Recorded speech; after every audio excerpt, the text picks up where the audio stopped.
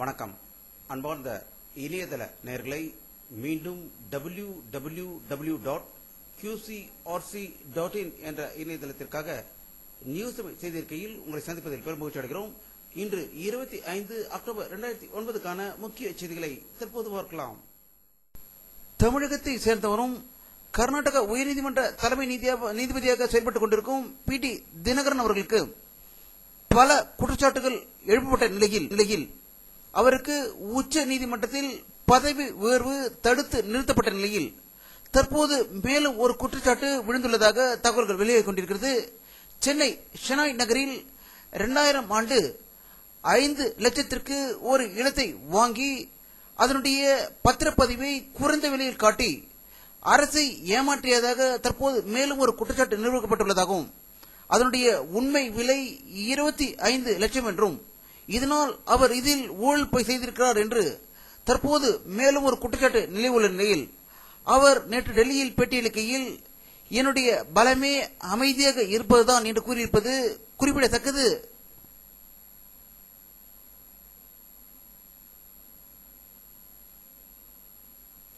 அதிமுக பொதுச்செயலாளர் செல்வி ஜெயலலிதா அவர்கள் வெளியிட்டுள்ள ஒரு செய்தி அறிக்கையில் தமிழக முதல்வர் கருணாநிதியின் இரட்டை வேடம் வெட்ட வெளிச்சத்திற்கு வந்திருக்கிறது என்றும் தமிழக அரசு சார்பில் வெளியிடப்பட்ட கலைஞர் காப்பீட்டு திட்ட விளம்பரத்தில் யமதர்மன் உயிரை பறிப்பதையும் போலவும் அதை இவர் தடுப்பது போல இருப்பது இதில் குறிப்பிடத்தக்கது என்றும் இவருடைய வேடத்தின் மூலம் தற்போது மஞ்சள் துண்டு அணிந்திருப்பதை பற்றி இதுவரை அவர் வெளியில் எதுவும் சொல்லாமல் தங்கள் குடும்பத்தினர் அனைவரும் திருவோரூரில் உள்ள குலதெய்வத்திற்கு செல்வது, அங்குள்ள அங்காள பரமேஸ்வரி கோவிலை குடும்பத்தினர் அனைவரும் வணங்குவது, பின்பு ஜோசியத்தை கேட்டு அதன்படி நடப்பது போன்ற கொள்கைகளில் அவருடைய குடும்பத்தினர் இறங்குவதால் கருணாநிதியின் பகுத்தறிவு இரட்டை வேடம் வெட்ட வெளிச்சத்துக்கு வந்திருக்கிறது என்று அவர் செய்தி வெளியிட்டுள்ளதாக சென்னையிலிருந்து தகவல்கள் வெளிவந்து கொண்டிருக்கிறது.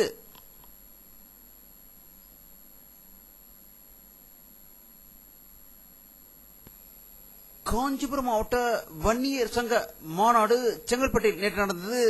இதில் கலந்து கொண்ட அக்கட்சியின் தலைவர் டாக்டர் ராமதாஸ் அவர்கள் வன்னியர்களுக்கு 20% இடஒதுக்கீடு வழங்க வேண்டும் என்று மீண்டும் சூழலித்ததாக செங்கல்பட்டிலிருந்து தகவல்கள் வெளிவந்து கொண்டிருக்கிறது.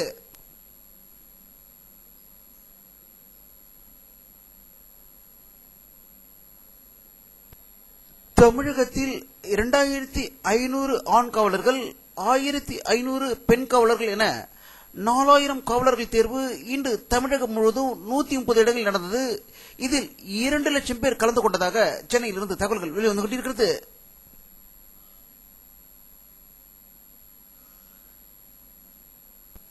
இஸ்ரோ தலைவர் மாதவன் நாயர் அவர்கள் அக்டோபர் 30ஆம் தேதி ஓய்வு பெறுவதை முன்னிட்டு அவருக்கு அடுத்து புதிய தலைவராக திரு ராதாகிருஷ்ணன் என்பவர் கேரள மாநிலம் திருச்சூரை சேர்ந்தவர் பொறுப்பேற்க இருப்பதாக டெல்லியில் இருந்து தகவல்கள் வெளிவந்து இருக்கிறது.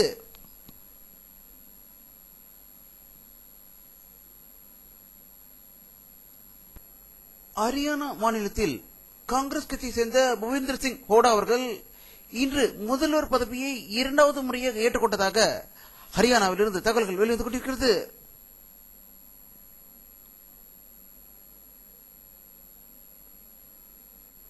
தாய்லாந்து நாட்டில் 4வது ஏசியானா மாநாடு இன்றோடு நிறைவடைந்ததாகவும் இறுதி நாளான இன்று அனைத்து தலைவரும் தங்களுடைய உறவுகளை மேம்படுத்துவதற்காக உறுதிமொழி எடுத்துக்கொண்டதாக தாய்லாந்திலிருந்து தகவல்கள் வெளிவந்து கொண்டிருக்கிறது.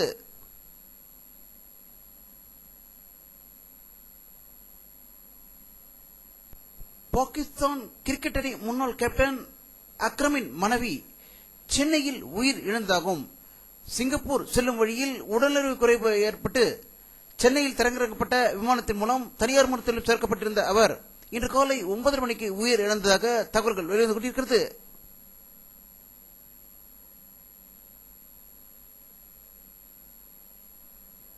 மேற்கு வங்க அரசு வெளியிட்டுள்ள ஒரு செய்திக்குறிப்பில் மாவோயிஸ்டுகள் அதிக நடமாட்டமுள்ள பகுதிகளில் 30 காவல் நிலையங்களில் மேலும் அதிக பாதுகாப்பு மற்றும் ஆயுதங்களை வழங்க இருப்பதாக கொல்கட்டாவில் இருந்து தகவல்கள் வெளிவந்து கொண்டிருக்கிறது.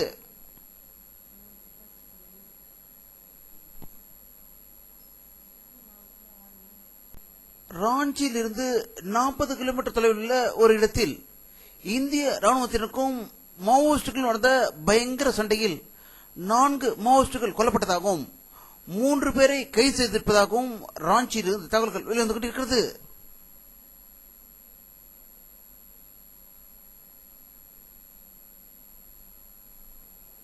தமிழ் ஈழ நாட்டிற்கு சுதந்திரம் அளிக்க வேண்டும், தமிழ் ஈழ மக்களை காப்பாற்ற வேண்டும் என்று பல்வேறு கோரிக்கைகளை வலியுறுத்தி ஜெர்மன் தலைநகர் பெர்லினில் தமிழ் ஈழ சுதந்திர போராட்ட வீரர்கள் இன்று மாபெரும் ஆர்ப்பாட்டம் மற்றும் பொதுக்கூட்டம் நடத்தியதாக பெர்லினிலிருந்து தகவல்கள் வெளிவந்து கொண்டிருக்கிறது.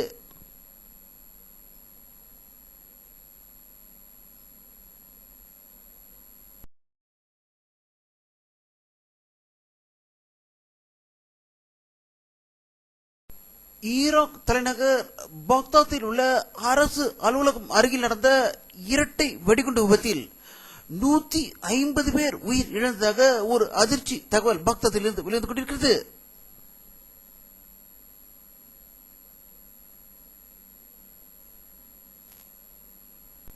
எகிப்து நாட்டில் பயணிகள் ரயில் நேருக்கு நேர் மோதிக்கொண்டதில் 70 பேர் உயிர் இழந்ததாகவும் 100க்கும் மேற்பட்டோர் படுகாயம் அடைந்ததாக எகிப்திலிருந்து தகவல்கள் வெளிவந்து கொண்டிருக்கிறது.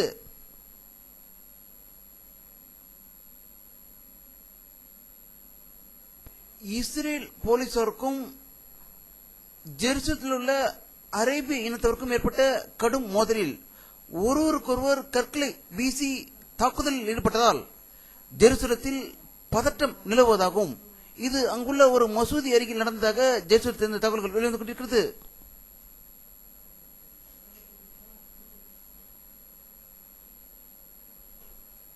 ஈரான் நாட்டில் உள்ள அணு உலைகளை ஆராய்வதற்காக ஐக்கிய நாடுகள் சபையை சேர்ந்த அணு உலை ஆராய்ச்சி வல்லுநர்கள் ஈரான் சென்றதாக டெஹ்ரானில் இருந்து தகவல்கள் வெளிவந்து கொண்டிருக்கிறது.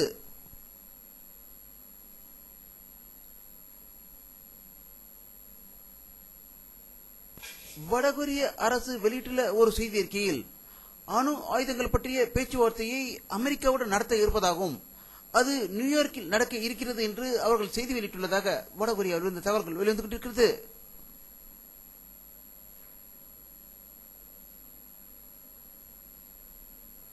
வடோரோவில் நடைபெற்ற இந்திய ஆஸ்திரேலிய கிரிக்கெட் அணி போட்டியில் ஆஸ்திரேலியா 4 ரன்கள் வித்தியாசத்தில் வெற்றி பெற்றதாக வடோராவிலிருந்து தகவல்கள் வெளிவந்து கொண்டிருக்கிறது.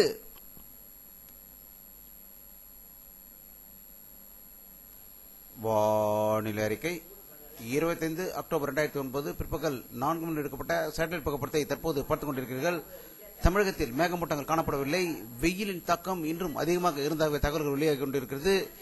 இரவு நேரத்தில் லேசான பனியும் குளிரும் இருப்பதாகவே தகவல்கள் வெளிவந்து கொண்டிருக்கிறது.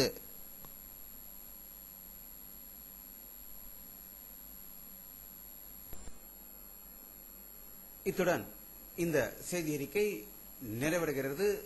மீண்டும் நியூஸ் தமிழ் செய்தி அறிக்கையில் உங்களை சந்திக்கும் வரை உங்களிடமிருந்து விடைபெறுவது உங்கள் கே பாலாஜி. நன்றி.